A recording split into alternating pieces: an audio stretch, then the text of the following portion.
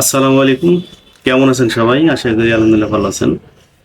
তো আমি একটা বিষয় নিয়ে আজকে আপনাদের সামনে উপস্থিত হয়েছি। সেটা হচ্ছে যে এখন আবহাওয়া পরিবর্তনের সময় অর্থাৎ প্রচন্ড গরমের একটা পরিবেশ শেষ করে আমরা এখন শীতের মৌসুমে আস্তে, আস্তে পা দিচ্ছি।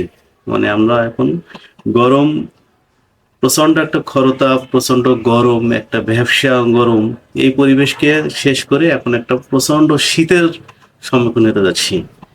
এখন মোটামুটি কার্তিক মাসের ওই হয়তো ১০-১১ তারিখ এরকম চলছে। তো বাংলাদেশে সাধারণত কার্তিক, অগ্রহায়ণ, পৌষ, মাঘ, ফাল্গুন পর্যন্ত মোটামুটি একটা শীত থাকে। তো এই গরম যে পরিবেশটা আমরা শেষ করে আসলাম, সেই সময় আমাদের শরীর, আমাদের ইমিউন সিস্টেম, আমাদের মানসিক অবস্থা সবকিছু একটা গরমকে সহনীয় পর্যায়ে আসার মতো শরীরকে রেডি করে নেয়। তো এই গরমের মোকাবেলা করার জন্য মানুষ শারীরিকভাবে যে প্রস্তুতি নেয়, নিয়ে তার কিছু পর পরে আবার শীতের জন্য প্রস্তুত নেওয়া লাগে। এই যে একটা পরিবর্তন, শীত এবং গরম, এই গরম থেকে শীতে আসা, শীত থেকে গরমে যাওয়া, এই যে একটা মাঝখানে পরিবর্তনের একটা মুহূর্ত, এই সময়টাতে আমাদের শরীর রোগ প্রতিরোধ ক্ষমতাটা আহ, কিছুটা হিমশিম খেয়ে যায়। যার কারণে এই সময়টা আমরা রোগাক্রান্ত হই বেশি।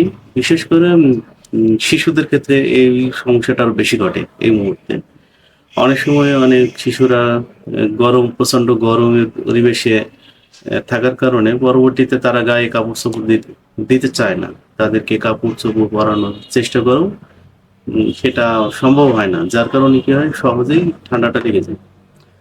আর মায়েরাও অনেক সময় বিভিন্ন ধরনের কাজে ব্যস্ততার কারণে বাচ্চাদের বা শিশুদের যত্ন হয়তো ত্রুটি ঘটে যায়, যার কারণে অনেক সময় বাচ্চারা অসুস্থ হয়ে পড়ে এখন।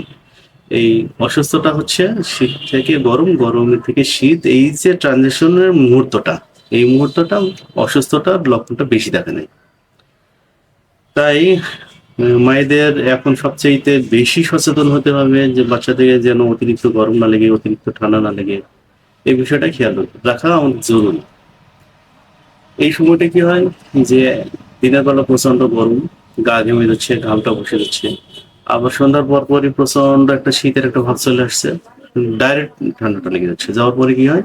ঠান্ডা, জ্বর, সর্দি, কাশি বিভিন্ন ধরনের সমস্যা দেখা দিচ্ছে।